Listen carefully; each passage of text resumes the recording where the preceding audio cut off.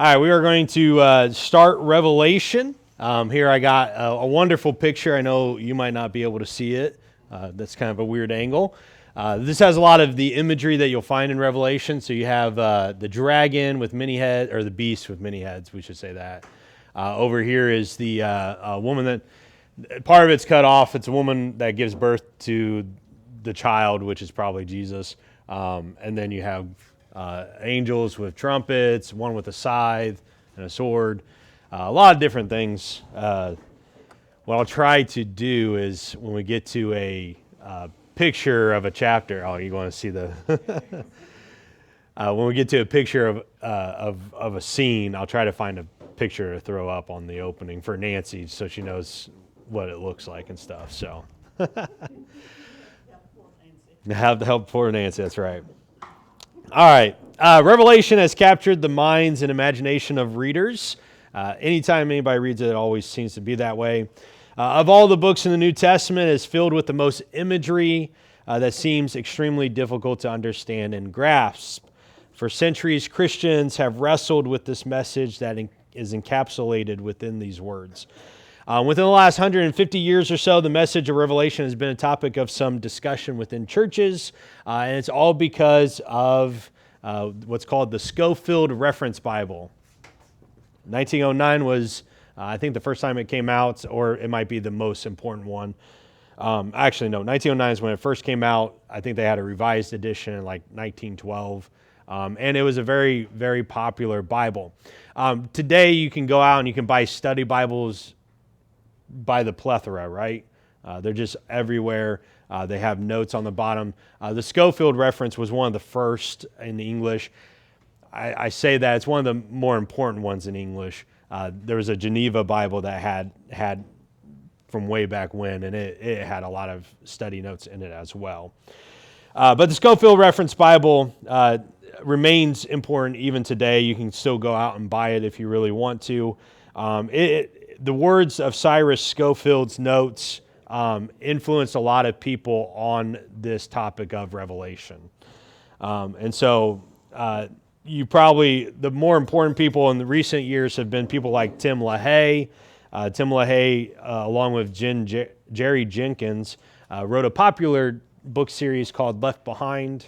Came out with some movies. Kirk Cameron was in, I think, the first movie. Very, very accurate. Well, accurate to Tim LaHaye and Jerry Jenkins' ideas. So this is actually called historical dispensationalism, and there's a lot of things that we'll talk about it. So for most people, if you want to read Revelation, you avoid it, right? Generally, you avoid it. Ray's shaking her heads. And the reason why is because I think there's three main reasons why people struggle. Oh, sorry, I was supposed to be doing this. All right, I think there's three main reasons why Revelation is confusing to people. First is because they miss the Old Testament references to prophecy. So, of the Old Testament, what books do you generally read? The Old Testament? Yeah, in the Old Testament, what books do you read? Genesis, okay. What else? Really? That's impressive. Okay. Psalms, okay. What else? Proverbs? Seldom read the Old Testament. Why? It's 2/3 of the Bible.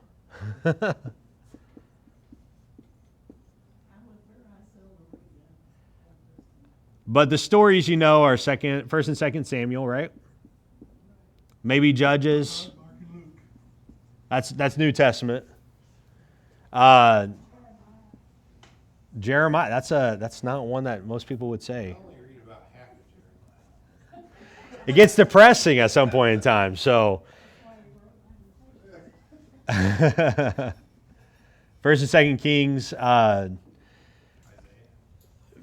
We like Isaiah, especially Isaiah 53.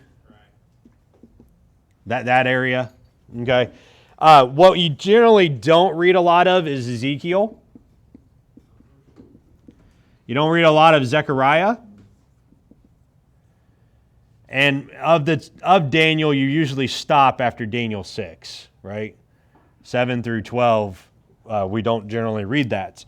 And that is part of our problem. If we're going to read Revelation, we need to have these passages in the back of our minds, and because we're not reading it regularly, we miss a lot of what John is trying to communicate. We'll talk about it later, but Revelation has the most allusions to the Old Testament than any other book in the New Testament. And so if you don't know your Old Testament well, Revelation is going to be very, very confusing. Okay? All right. So that's one. A second reason is people don't understand the last half of the first century history. Right? Like, you guys know what was happening in AD 77? AD 70 is when the temple was destroyed. When we know that date, that's an important date, but then do we know anything that happened from AD 70 to 100? Generally, we don't, right? Especially not of Roman period, you know. And so we need to understand some of those things. We need to understand basically the last 50 years from the time of Nero. You need to understand the Flavian dynasty and those guys, Vespasian, Titus, Domitian. Those are important names. And because most people don't do a good job of studying history in general, we don't understand what's happening. So in this time period, there's a rise of what's called the imperial cult. Okay, and this is where the Roman emperors were being worshipped as deities on earth. And so if we don't recognize what all that entailed, it can be kind of confusing to read Revelation and some of the things that are happening in it. Lastly, we don't understand apocalyptic literature. In the Bible, you have Daniel and maybe in Revelation and maybe some other portions of the Old Testament that are what we would call apocalyptic. Okay? Apocalyptic, wow. It's going to be a hard first couple weeks here. Apocalyptic genre is all about visions and symbolism, some future telling, but it's mainly the symbols and what they're trying to communicate with those symbols. All right, and so since we don't read Daniel chapter 7 through 12, and we don't read Zechariah, and we don't read Revelation, we can sometimes miss what's being said there. We can read prophecy all day long, and it still would miss the apocalyptic aspects of Revelation. So that's part of it, okay? And so that's why I think a lot of people use these reasons to kind of hide themselves, right? We don't want to read Revelation because we don't understand these three things. We struggle with them, okay? And so we are going to have to, as we go through the book, answer those questions. Why is he writing what he's writing? What is he intending with these images? What's happening in their culture? What's happening in history? And only then can I think we understand what John intends to communicate with that. All right. I am going to warn you of all. So normally we always do introductory stuff at the beginning of any books that we do. Normally it's like 5 pages at most, and it's 35 pages this time. So I do want to warn you on that. And here's the reasoning, okay? Because of Scofield, okay? All right, we'll just blame him. But because so many people have read this book in different ways, we have to ask certain questions because the answers that we have at the beginning will help us understand what we're reading later on, okay? So you are going to have to bear with me some. I'll try to make it as interesting as possible. I'll be interactive, but we need to ask certain questions, okay? If you've been in my classes before, what are the 5 questions we always ask? The W questions, right? Who, what, when, and where, and why. All right. I don't do how. He took a pencil and wrote it. That's the how. Or a pen, dipped it in ink, and went on. All right, so we're going to try doing this. and these will kind of guide our discussions. So let's jump within who wrote this book. John, how do you know that? Right. The author does identify himself as John in Revelation 1:4. Okay. Gabe was going to look for it for me, so you're looking it up, right? 1:4. I am John. I am writing this letter. I am sending it to the 7 churches in Asia Minor. May grace and peace come to you from God.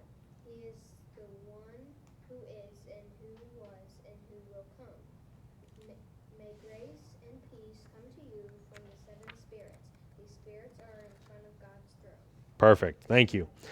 All right. So this is John is self-identified here. There are some questions on exactly which John. One of the options is that this is a pseudonym, and the reason why. What's this word mean? What's that? Fake name? Fake name. Yes. Yeah. Pseudo is false or lie. And synonym is the like antonym, and it's a name. Okay. So the reason why this is the case is because the examples of apocalyptic literature that we have are always not the person, right? So Enoch, the book of Enoch is an apocalyptic book around this time period. Did Enoch was found in like Genesis chapter 5 or something like that, okay? Did Enoch write the book of Enoch? We probably think not, right? He never died, maybe, who knows? I think the assumption of Moses is a apocalyptic literature. Did Moses write it? No. There's a couple others, Jubilees. I mean, there's a few others, and every single time that these apocalyptic literature pops up, it's always a pseudonym. So here we have an apocalyptic letter, and yeah, bear with me, okay, Judy? Thank you for laughing.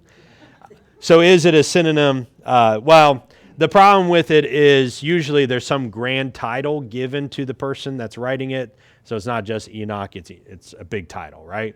And what do we have here? We have just John. So the likelihood of it being synonymous is very slim, okay? So that leaves us with some other options. The other options really is based on how many people wrote the Gospel of John and the other 3 letters, okay? Now the Gospel of John and 1 John, nobody writes their name, like no name is given, right? Generally, we say the Gospel is written by the author because he never names himself, right? He's always the beloved disciple, and that's a technique that was used in the first century to say, this is me. Hi. They just did it roundabout ways, right? So we usually say John for sure wrote the Gospel. 1 John is very similar to the Gospel, so we say John writes the Gospel. But then 2nd and 3rd John, they're written by the elder. Yeah, we just got done reading this, right? The elder. Well, it's unnamed, but it's the elder. And so we're kind of left, is that a different author? All right, and then is John, this John here, the seer? Okay, and so sometimes you'll see that, John the seer.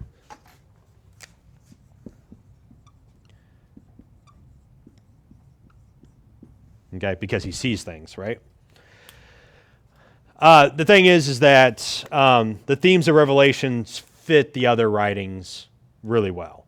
Okay, so the discussion of Jesus being the Lamb that was slain, that's a very much a Gospel of John image of Jesus that we really don't find other places in the New Testament. All right, like the fact. The Gospel of John is so important to our understanding of Jesus that we don't sometimes realize it. Like the discussions that John gives us are not discussed anywhere else. And so that theme popping up here in Revelation should hint at this is the same author. Okay, and so that's kind of where we're at with that.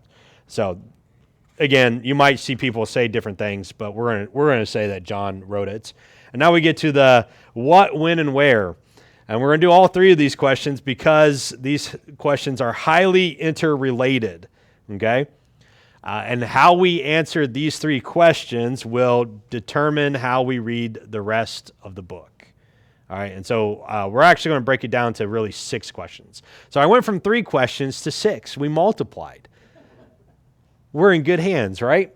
All right, we're going to ask the question of genre, the question of date and location, a question about historical moment, what's happening when John writes this, interpretive approaches, how do we read Revelation?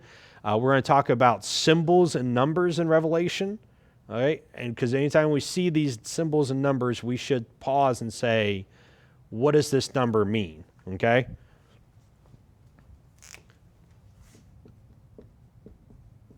What does that number mean? Perfection multiplied by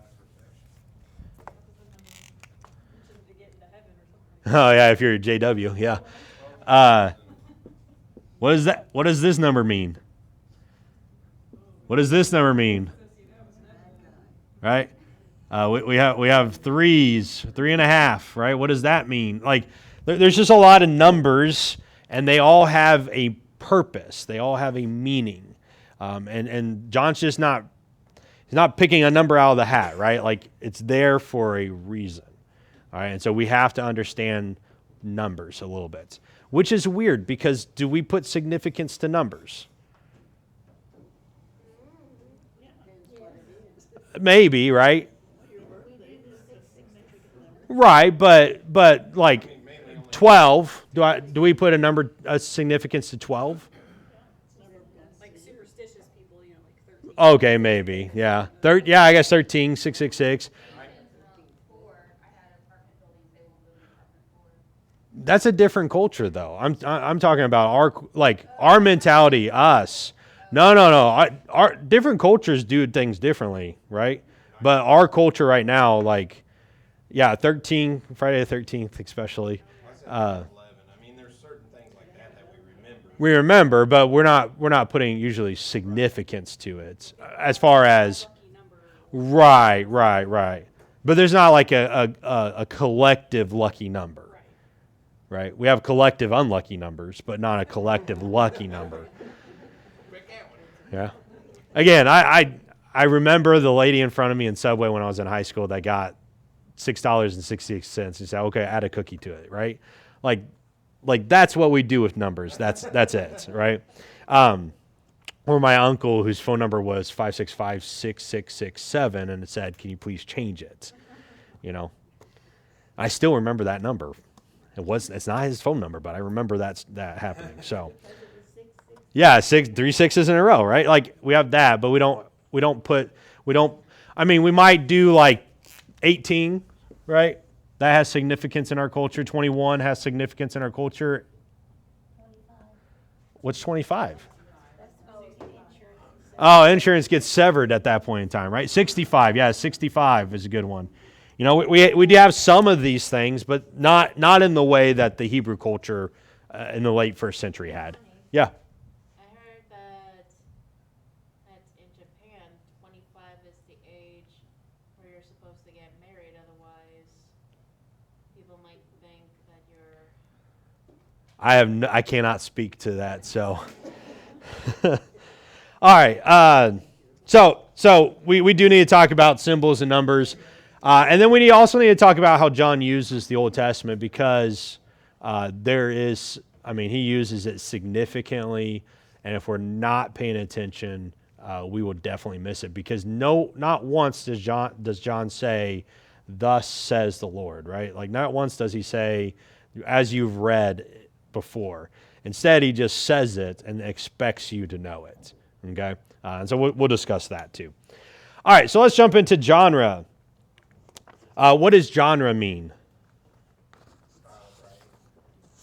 Yeah, style of writing. There's an old preacher by the name of Haddon Robinson who said that the genre of anything is, you can tell it in our culture depending on how you did. So, for example, this is his example. He said, if I said to the party in the first, to the party in the second, what genre are we writing in? Legal, right? Legalese. Yeah, we get that. Once Upon a Time. Fairy tale.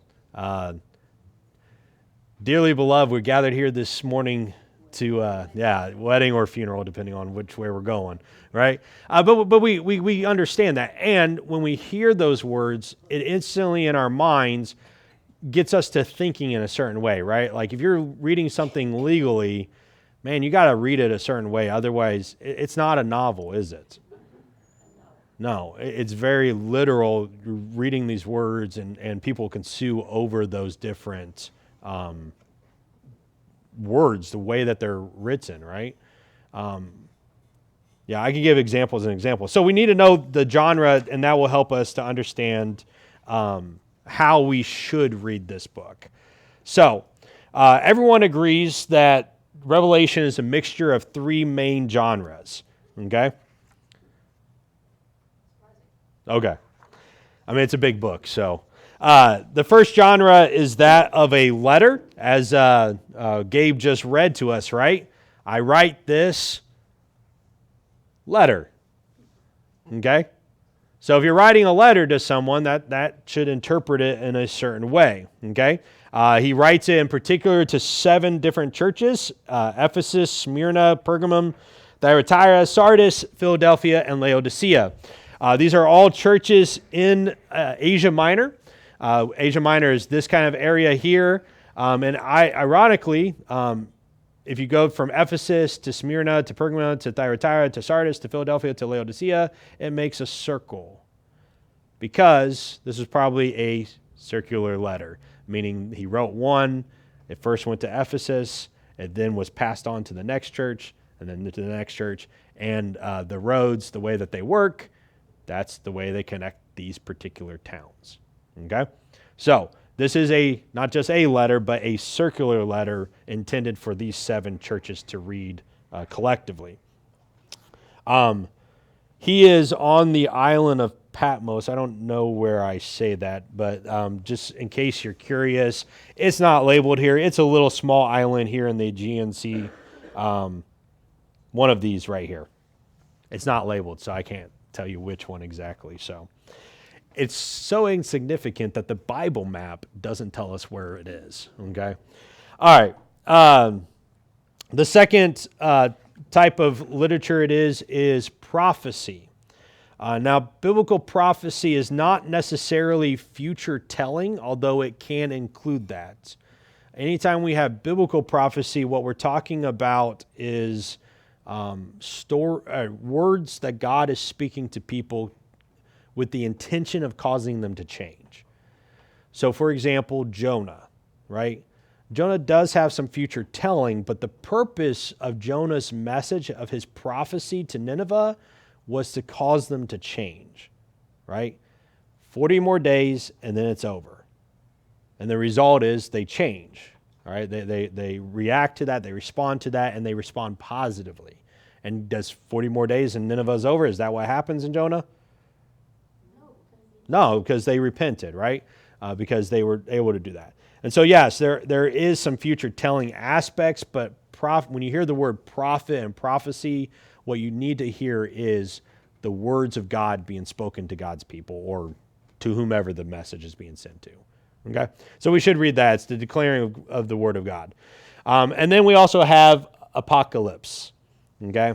And now there is a question on exactly what this means, and in the scholarly world, they've been trying to figure this out.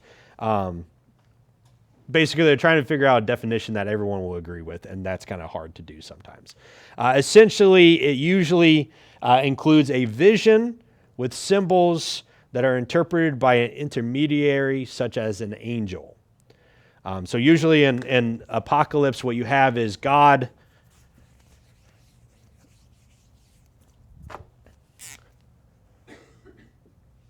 sends a vision to a person who then has an angel tell him what the vision means. Okay?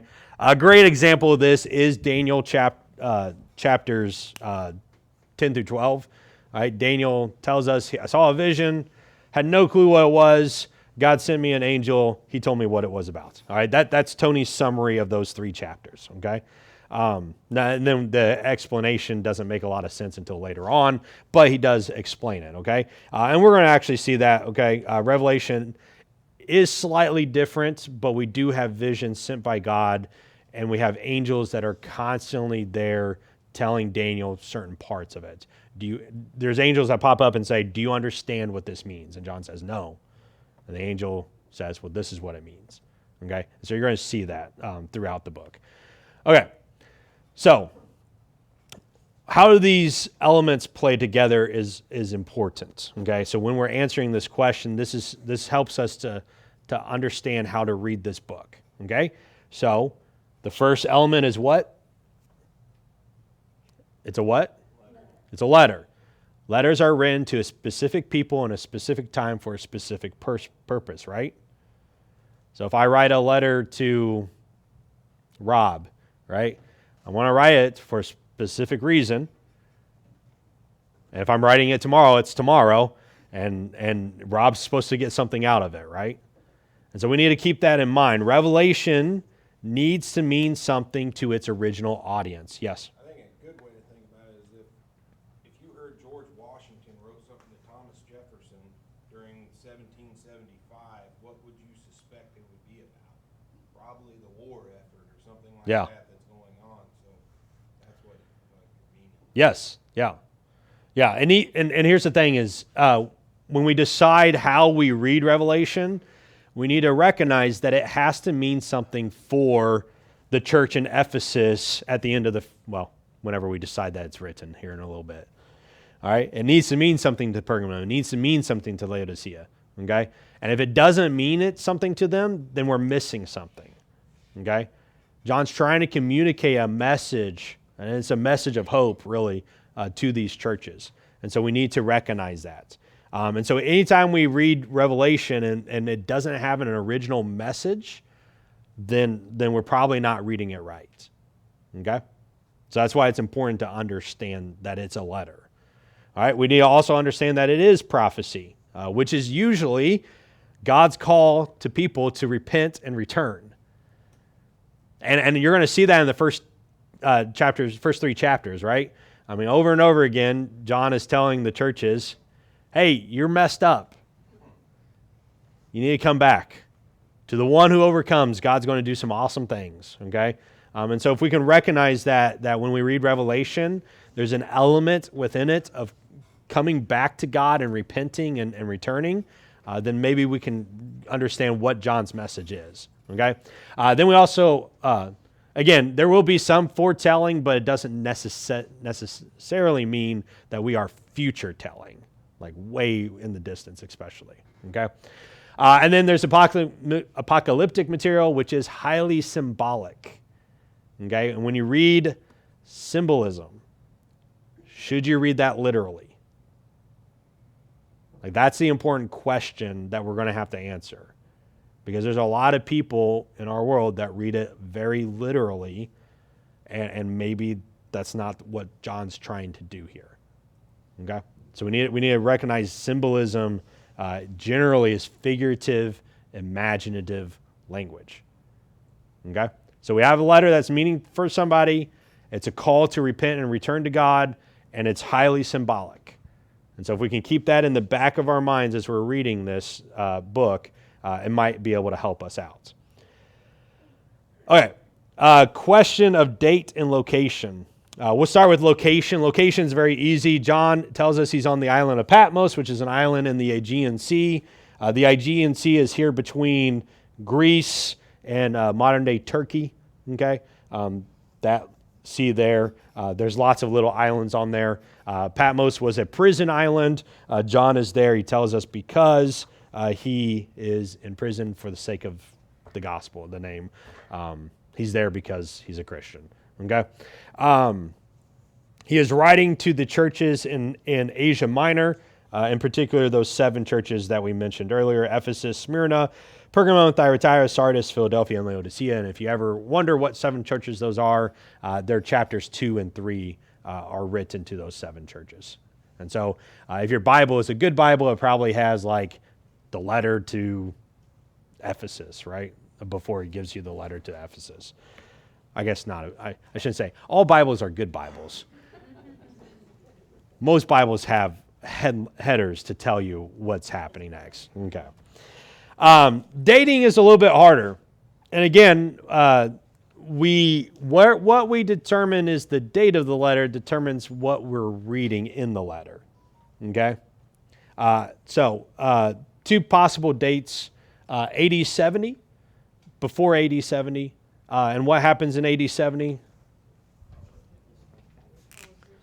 Yeah, the fall, the destruction of Jerusalem.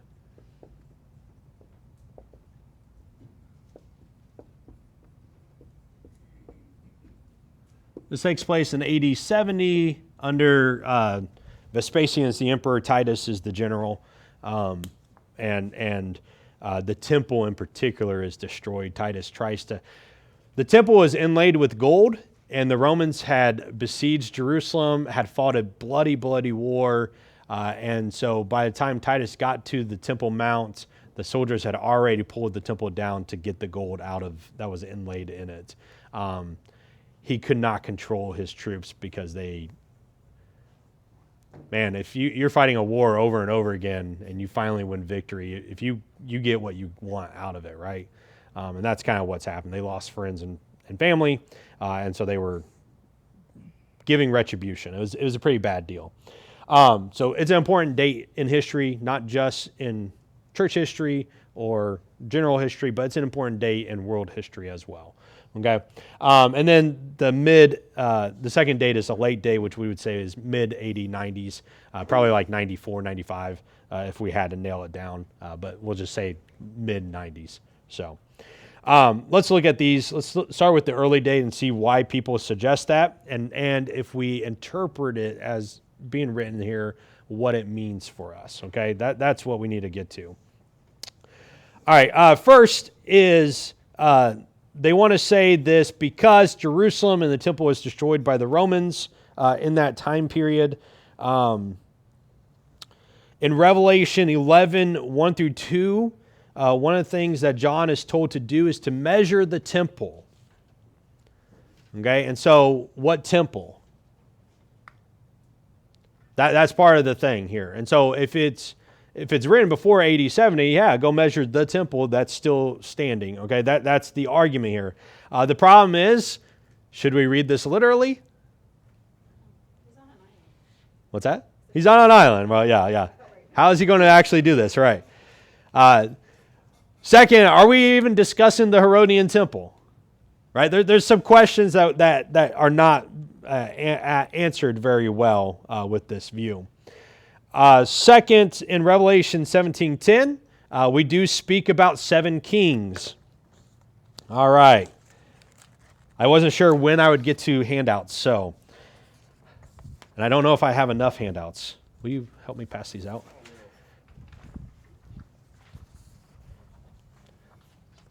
So one of the things that we have to ask...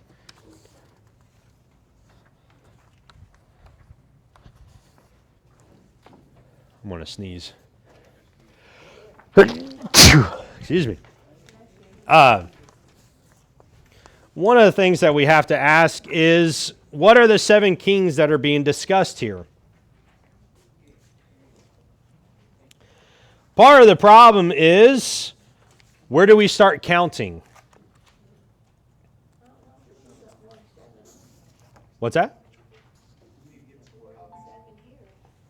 Right, I want to give you all the kings of the first century. I put all the kings that matter up to the first century. Okay, and so some of it is deciding which ones matter, which ones count, because there's no good way of doing this.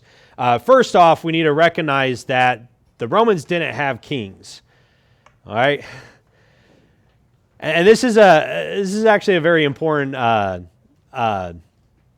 concept, okay? In the Roman culture, when they became a republic, that was a big, big deal, okay? The reason why they became a republic was because the kings were corrupt, and they vowed to themselves as a culture that they would never have a king again.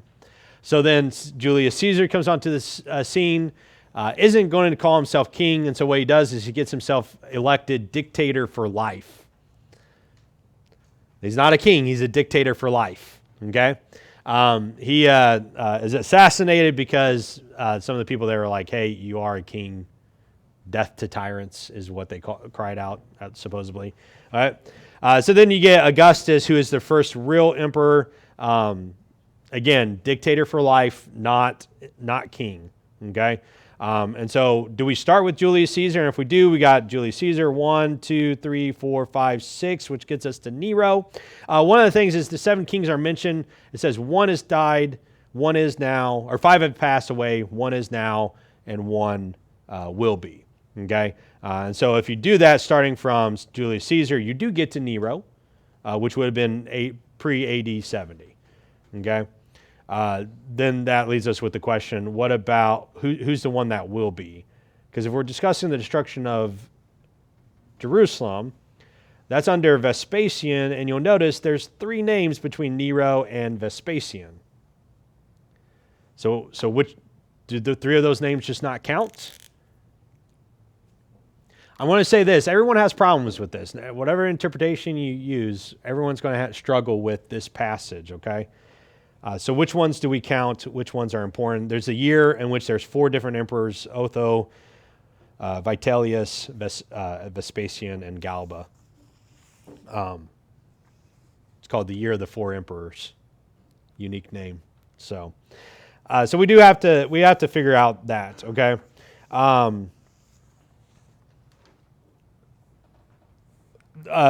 The pre-AD 70 will say this means the kings, Roman emperors, and again we've already said some of these issues. Romans didn't have kings and no king because of their historical issues they had with that.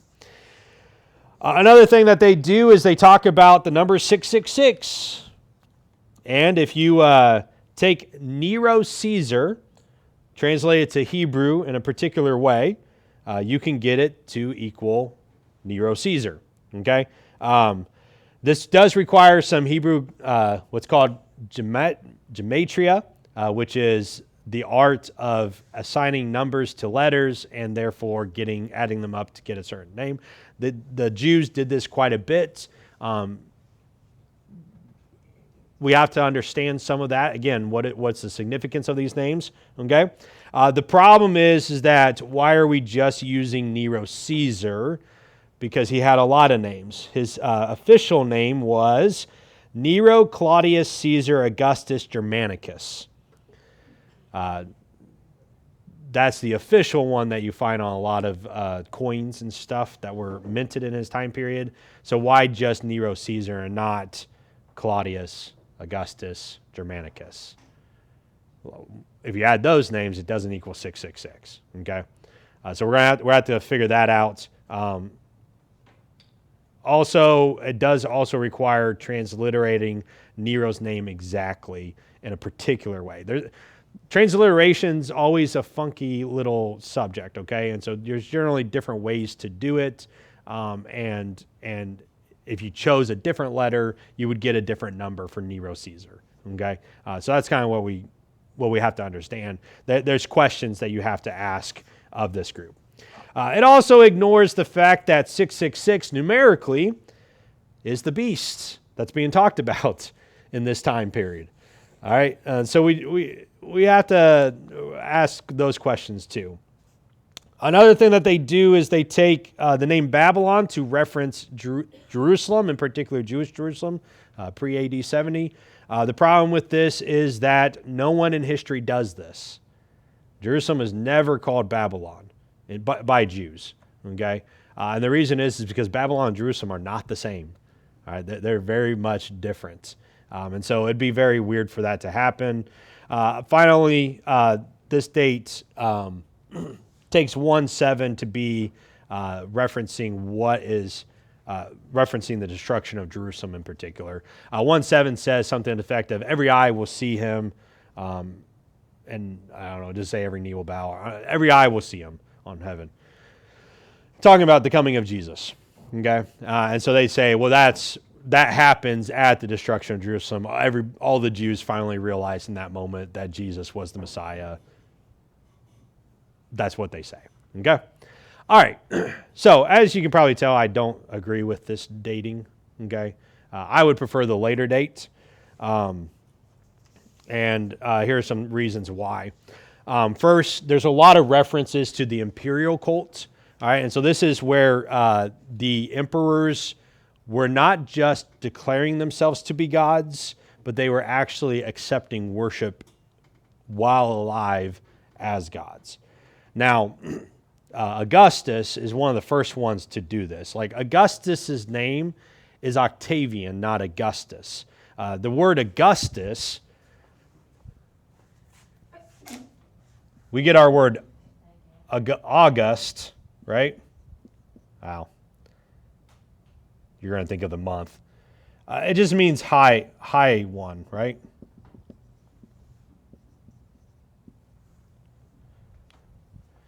I can't think of a guy that we would do this for. The august judge, right? Like we might use it in that sense. This a judge that we highly respect. That's above other judges in our minds. Okay, so that's where that name even comes from. Is this idea of being elevated, exalted, and so he takes that name. But Augustus doesn't ever require people to worship him. Nero is a little bit different. Nero does a little bit. He keeps on taking a lot of divine names, but really it's not until the 2nd century that the emperors demanded to be worshipped. And one of the first emperors to really do this was a guy by the name of Domitian, who's later on there and falls into our late date period. Domitian was crazy at the end, all right? And he was one that was starting to demand this imperial worship that we think of later on in Roman history. Okay, and there's a lot of references to this. The Christians seem to be facing persecution around this issue. We do need to decide to what extent the persecution was, because when we hear about persecution in the New Testament, we usually think about like a worldwide, everyone hated Christians is what we usually think. But that wasn't the case. A lot of the persecutions were located persecutions. Okay? So say there was an earthquake in Mexico, all right, our town right here. What they generally would do is if there was an earthquake, they would then say, well, it's the Christians' fault. And then they would go and grab the Christians and kill them. Okay? But it would only happen in Mexico. It wouldn't necessarily, if it hit Mexico but not Centralia, Centralia wouldn't have done anything. Okay? If there's a volcano in the middle of town, same thing. Blame the Christians. Right? It's their fault. If there's a famine, if the wheat gets worms in it, it's the Christians' fault. Okay? That's how persecution is. But the problem is you never know when that's going to happen, right? Can you guess when the next earthquake is going to happen? Or the next tornado? You can't guess those things, and so you always are on this tense seat, right, of when is it going to happen? Am I going to stand firm in those moments? Okay? So we do have to recognize that with this.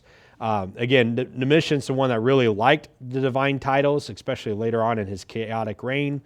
There's a letter from a guy named Pliny the Younger. There's a Pliny the Elder. This is Pliny the Younger, not related, just he wrote a lot. And he writes to the Emperor Trajan, and you see his name on there, okay? And he says, hey, what should we do about Christians? And Trajan said, well, if they're not causing problems, don't go search them out. But if they are a Christian, make them deny their God or kill them. And so Pliny writes back and says, hey, I found some, but they said that they denounced their God about 20 years ago. And if you look that up, about 20 years ago, later on in Trajan's life is the time frame of this. So there seems to be a group of Christians that in the mid-90s stopped being Christians. Denounced it. Why? We don't... What's that?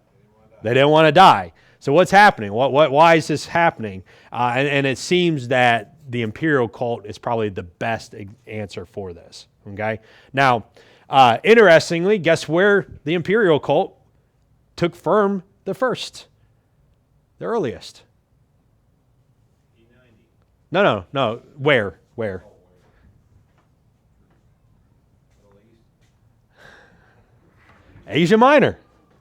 These group of people right here. This is where, when the imperial cult really starts taking off, these guys are all in for it. All right, and where are our churches at? Asia Minor. So it's not too much of a stretch to say that probably what's happening is that there's some imperial cult. It's not too bad now. And what we're going to read is John saying, hey, it's going to get worse. And when it gets worse, don't compromise. That's going to be the key idea throughout Revelation. Don't compromise with culture to escape, because the one who overcomes will get something better, something glorious. Okay? So I think we need to keep that in mind. Okay? That's happening. We also need to recognize that the churches, the condition of the churches in those letters in chapters 2 through 3 seem to suggest that there is something going on. They have to be around for a while, right? If we're AD 70, we say that Paul went on his third missionary journey, which is the one that a lot of these churches would have been established on. We usually say that happens here. It says AD 57 to 53 to 57.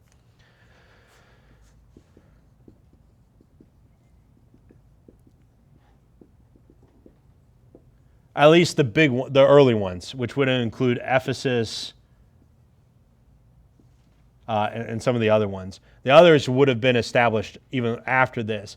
And so if we're saying even if it's 67 to 69 AD, then we need to answer some of these questions. One of these questions is, how can the Ephesians be said to have lost their first love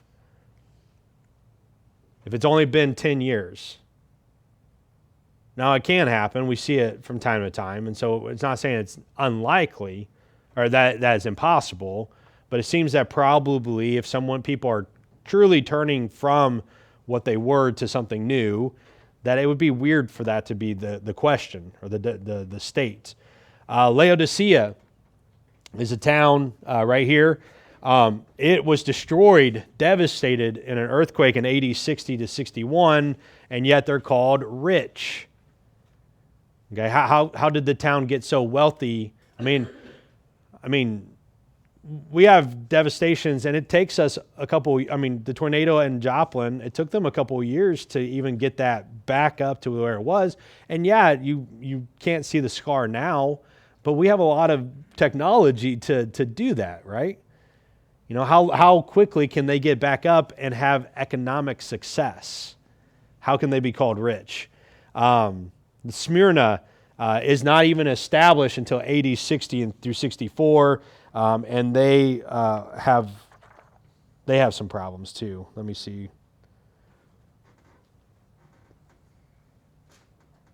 The question is, how can they even be considered important enough to be included in these letters? So a later date gives us a better answer to that question, okay? We also have to deal with the myth of Nero. So Nero, he goes crazy at the end. All these emperors go crazy at the end of their life. I think they found lead in the waters of Rome. And so if they were drinking a lot of the water, they were getting lead poisoning, and it was causing them to go nuts, okay? Nero, at the end of his life, goes nuts, kills himself, okay? There's a rebellion. He knows he's about to get captured. Bad things are going to happen to him. He kills himself. There is later on, at the end of the century, around the time of Domitian, when things were chaotic, there's this idea that maybe Nero faked his death and went to the Parthians. Parthians were over here in the east. They were the only people that could really resist the Romans for the most part throughout all of their history. And the Parthians were always at war with the Romans. There was always that chance of war. And so the idea was he faked his death, traveled to Parthia, is building up an army, and is going to come back, okay, from the east. And when we read Romans, we see a lot of things happening from the east, especially armies. Okay, and so there's this hint of the Nero myth that doesn't really even come up until later on. And so we have to figure out what to do with those passages if we're early, right? If we're still during Nero's reign. So it makes better sense to say that it's later. I'm going to try to get through these two so we can go on next week. The use of Babylon is probably the best one, okay? In Jewish literature, after AD 70, they always use Babylon to talk about Rome. Why? Why would they use Babylon as a name for Rome, placeholder for Rome? Bad. What did the Babylonians do? Yeah, they destroyed Jerusalem the first time in 586 BC, right? So here you have one group that destroyed them, and now you have another group that destroyed them. Why don't you want to write about Rome in Rome? So you don't get killed, right? You know, in America, we can say all the bad things we want about our country, right? Because we have freedom of press, freedom of speech, and all that stuff, right? That came about in 1786, okay? All right, that's not normal, right? And so if you want to say something bad about Rome, they're going to kill you. So instead, let's talk about the bad things that are happening to Babylon, right? That's a much easier sell, okay? And so we see this happen in Roman literature. Rome is metaphorically used in this way. I mean, at one point in time in John says, hey, this city, Babylon, is on 7 hills. Do you know how many hills Rome has traditionally been founded upon? 7. I mean, he doesn't hide it. It's clearly not Jerusalem. Jerusalem has 2 hills. Babylon has 7. Rome has 7, not Babylon. Rome has 7. Clearly, I mean, we don't have to guess at this. I mean, it clearly is Rome, and he's not talking about Babylon being Jerusalem, okay? All right, and then earliest church tradition also places it in Domitian's reign. Irenaeus, Victorinus of Peteau, Eusebius, Clement of Alexandria, and Origen, they all say this is written during Domitian's reign. Irenaeus even argues that 666 stands for the beast, and he never entertains the idea that it is Nero. All right, so we're going to kind of leave it there. So we are saying that this has taken place in the early 90s, okay? So that's going to help us answer this next question, which is the historical moment. What's happening when John writes this? Because remember, he's writing a letter, which means he's writing to a specific people in a specific time for a specific purpose. Okay, and if we understand that, then it will help us understand how we're to read this.